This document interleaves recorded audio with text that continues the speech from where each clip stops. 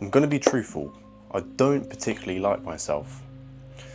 There are numerous aspects of myself that I don't feel positive about.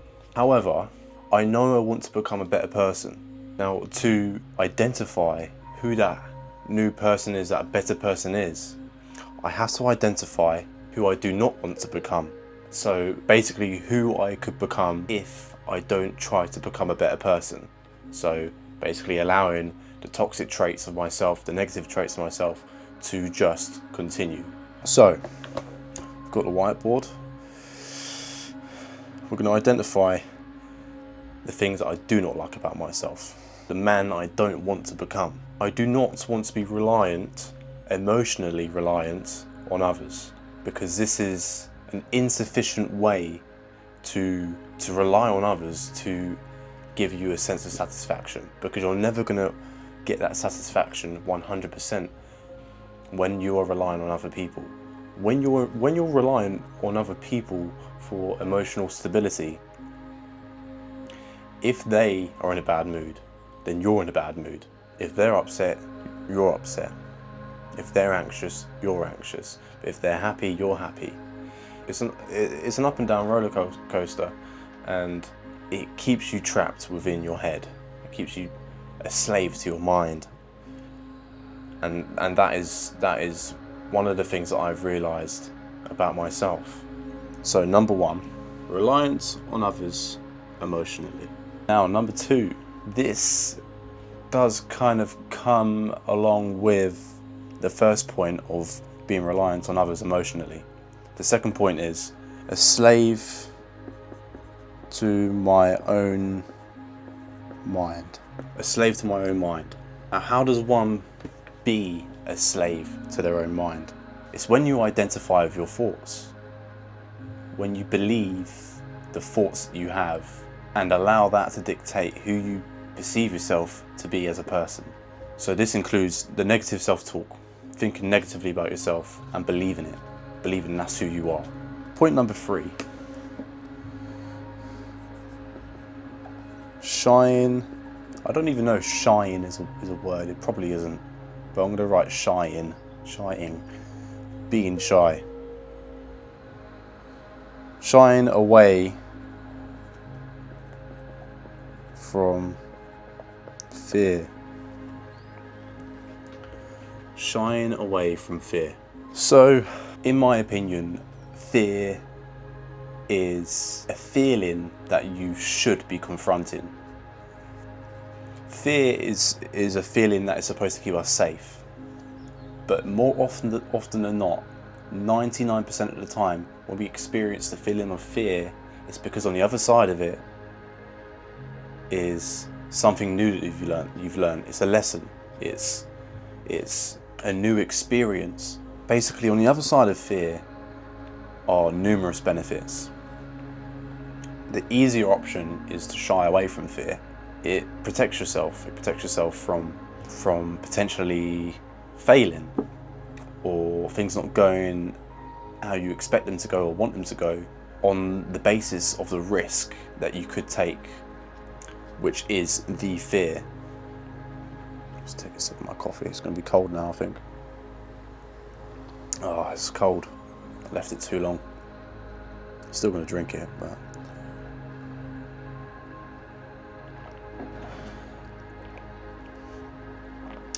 So yeah, point number three, I don't want to be that type of person who consistently shies away from fear.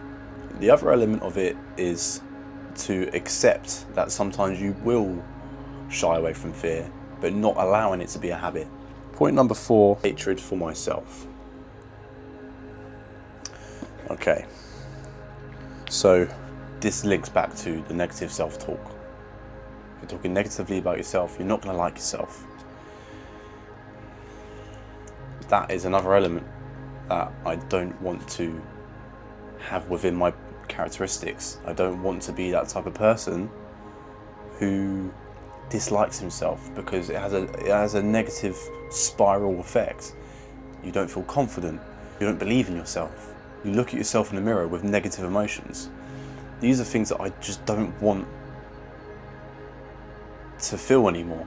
So these 4 points here showcase the type of person I do not want to become. And in my eyes, if I continue to go the direction that I'm going, then this is the type of person that I'm going to end up being. I'm going to end up being someone who's reliant on others for emotion, for specific emotions like happiness, meaning that I can't be individual, I can't make decisions myself, I can't think for myself, and it has the potential to lower the vibration of others. By that I mean bring others down with me. If I'm feeling upset and I'm emotionally reliant on someone else, then they're going to be upset. Vice versa, it works both ways. And if I continue to be the person I am now, I'm going to continue to be a slave to my own mind, continually thinking badly about myself, etc. It's just not good. You don't want to be a slave to your own mind. You need to be conquering your own head, your own mind, so you can do what you want to do in life. And that's the sort of point I want to get to. I no longer want to shy away from fear. I don't want to have a gut feeling anymore and decide to do the opposite of that gut feeling because it fills me with fear. I want to be the type of person that as soon as I sense fear, bang, I'm going for it, and whatever the outcome is, it doesn't matter. I'm prepared for it. Not even prepared. I'm ready for it. Unprepared or not, just willing to face fear and see what happens. And lastly, hatred for myself. That I continue to go the way that I'm going with how I speak about myself, how I think about myself, how I shy away from things. I'm going to continue to hate myself. Like I say, all of these points lead in the direction of the person that I do not want to be. So here we go, the man that I want to become.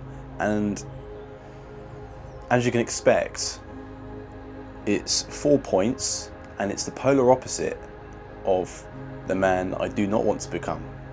However, let's go through it and identify who that makes me as a man, as a person, as a being, if I have all these points down as part of the person that I am. Self-reliant. I want to be self-reliant. I no longer want to rely on others for my own happiness, for my own feeling of self-love, for my own feeling of feeling safe.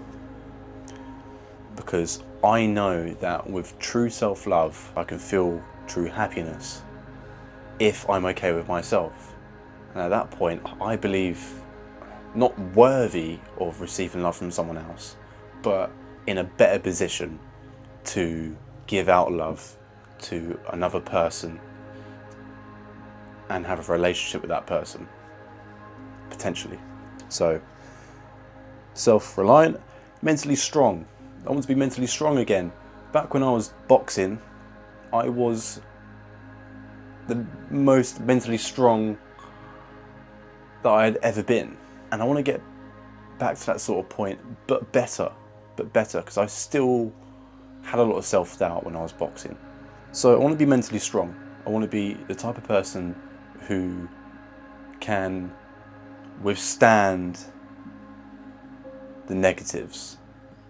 I can go through the emotions and remember, whilst feeling those emotions, that it's not going to last forever.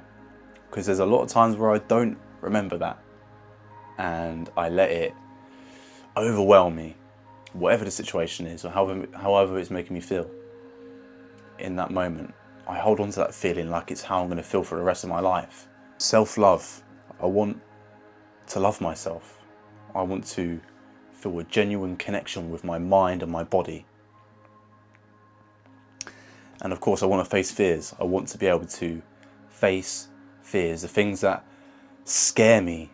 I want to be able to do those things so I can become a more confident person, a more live in the moment person, rather than being in my head all the time.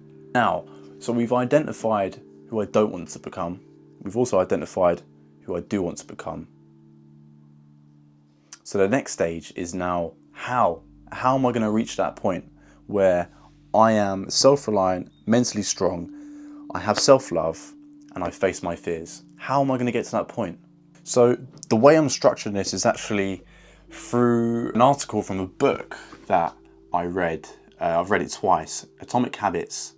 And it's all about how to get rid of bad traits, bad habits, and replace them effectively, rather than it just being you replace it for a little bit, you forget to do what you need to do to be X, Y, and Z, and then you're back to square one. There's a more efficient way of doing this process, which I'm showing you guys.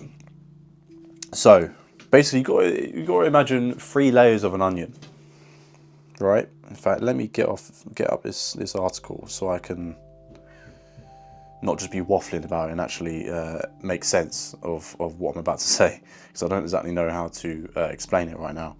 I'm going to read a little bit of this. To change your behavior for good, you need to start believing new things about yourself. You need to build identity-based habits. That's the key here. Identity-based habits.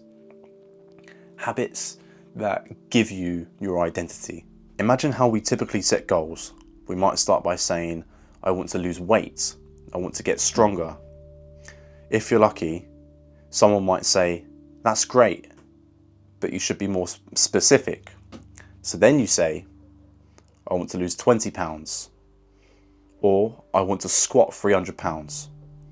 These goals are centered around outcomes, not identity. To understand what I mean, consider that there are 3 levels at which change can occur. And imagine them like the layers of an onion. Now let me show you this photo. In fact, do you know what I'm going to do? I'll put it on the screen. It'll be better that way. Be easier to see. So in the middle you've got identity. Second layer we've got processes. And the third layer, the outer layer, is outcomes.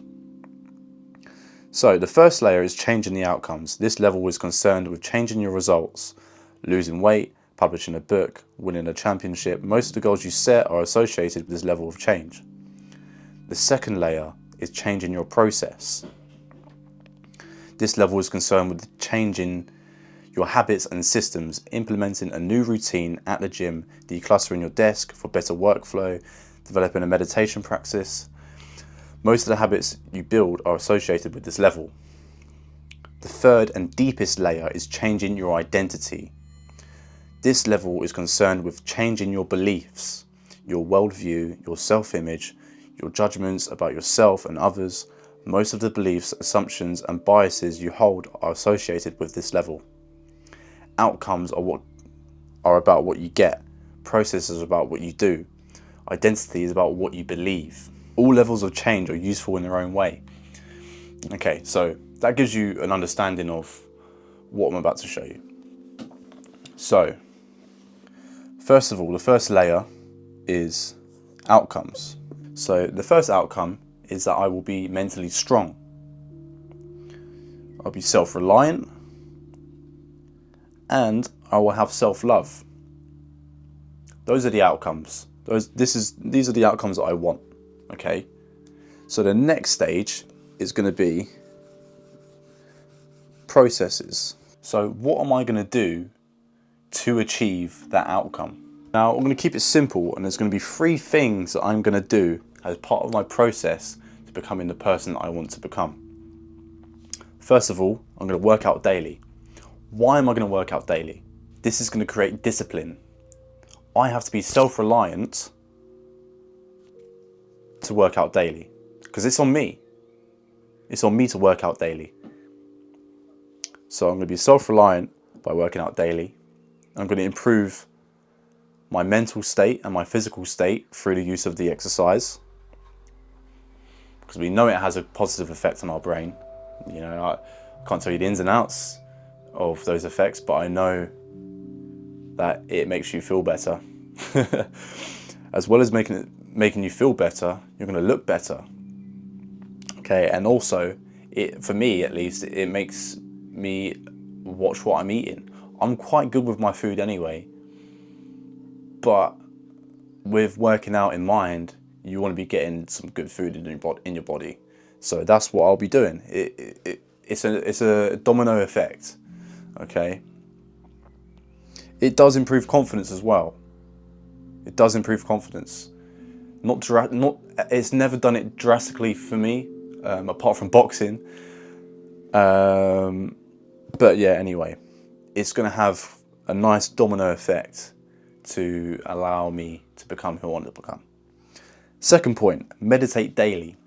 Now, I've meditated on and off for the past year or so, near enough every day. There's been a few weeks where maybe I've completely dismissed meditating. I started a new job recently, so I wasn't meditating at all for the first couple of weeks. I've got back on it the past week, so that's been great. Meditation has always been a part of my life. Being consistent with it is not something that I have been able to do like day in, day out, like consistently for a whole month. Never been able to do that. I'm going to show you how I'm going to be tracking all of these habits in a minute. Affirmations daily. So I've got a journal. I'm going to be writing my affirmations daily, and I'm going to try and think about those affirmations when I'm meditating and throughout the day as well. I might set a few reminders on my phone of the affirmations that I want to remember and speak out into existence. It's something I want to be doing. So with affirmations, obviously it can just be, you know, I am strong, I am enough, all that sort of thing. But it can also be a bit more specific. I tend to think about the negative self-talk that I do and transverse that into positive through the use of affirmations. So, for example, I tend to think that everyone is watching me. Always think out in public that someone is watching me and judging me, sort of thing. But what I can do is transverse that and tell myself that no one is watching me. It's all in my own head. That's an idea of what I might end up writing as an affirmation. Okay, so that's the second layer. Now on to the last layer, the most important layer, as stated in the book Atomic Habits: identity.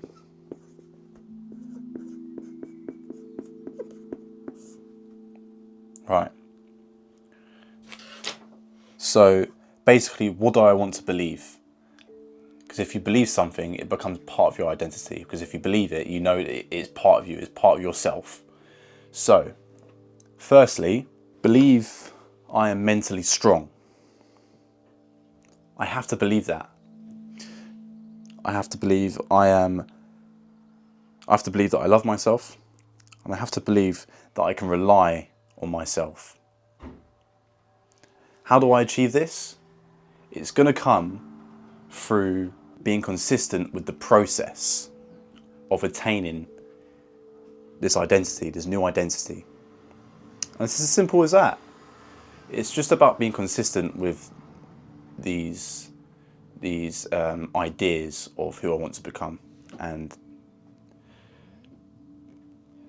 making sure that I act on the process. Now, let's get my journal. So, now I'm going to show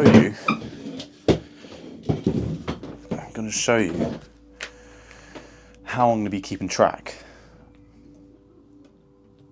How I'm going to be keeping track of these habits. So, what I do in my journal is I create a little